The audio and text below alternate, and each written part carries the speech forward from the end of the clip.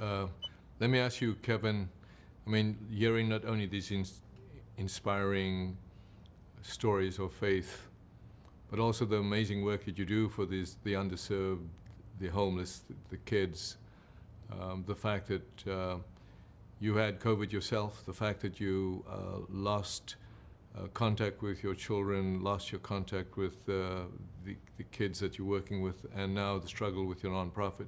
How are you doing? And you could share a little bit with your stories with us today on that. Yeah, well, 2020 and COVID has been a blessing, actually, almost and a curse.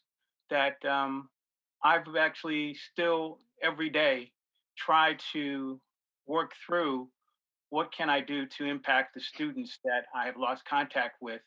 I'm preparing, any day, I guess, to reconnect with them. And part of the story that I like to tell is that faith is rooted in everything we do.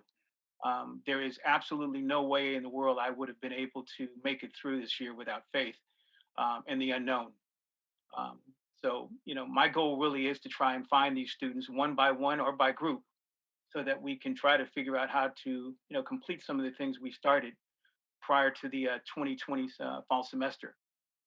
So we're really looking forward to trying to get back into classrooms, but we're also trying to figure out what we can do to really reconnect them back to the pathways of self-determination, as well as to try to get better at being servants and supporters of a peer-to-peer network so that they can reach and have student voice and agency to impact one another.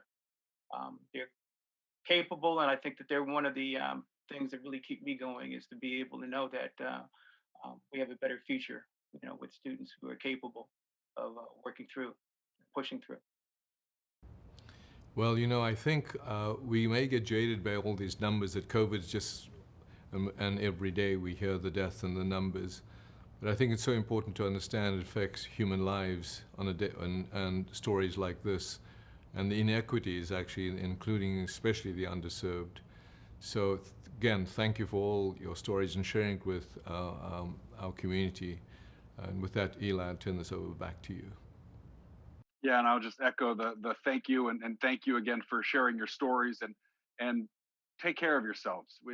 You're doing so much work for others, and we appreciate you sharing your story and hope that the coming months are better and more optimistic for you and for everyone. So thank you for being with us. Pat, I'd like to just sort of end, if we can. We always sort of try to end these shows uh, on a hopeful note at the end of our episodes and our discussions. And I'm wondering if you can help us find it, maybe perhaps drawing on the perseverance and the resolve of our three guests.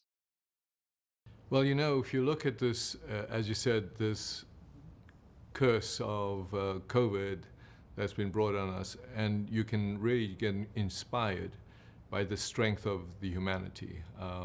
People like Father Chris and Kevin and Shamir, who not only persevere but fight through this, not just for themselves but for others.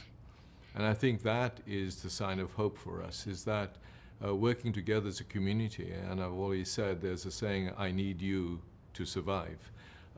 And the idea of faith, helping others that are underserved, and Shamir fighting through the struggles, says there is not only hope, but there is light at the end of this tunnel. As Dr. Ferreira and Mayor Garcia shared with you, the vaccinations are here. It's important for people to take the vaccine so we reduce the death rate, but also be not only cognizant of the fact that the vaccines still require you to have a mask. Be cognizant that what you do affects everybody else. And guests like these, Father Chris and Kevin and Shamir, shares with us that by us all working together as a community, there's light at the end of this tunnel.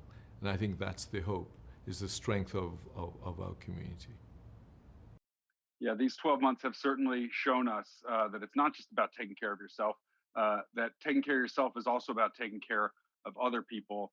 We know that to be true, and that will continue to be true in the months ahead. Dr. Patrick Soon-Shiong, great to be with you as always. That is our 9th edition of Second Opinion, an anniversary edition. I'm Eli Stokels in Washington. Goodbye.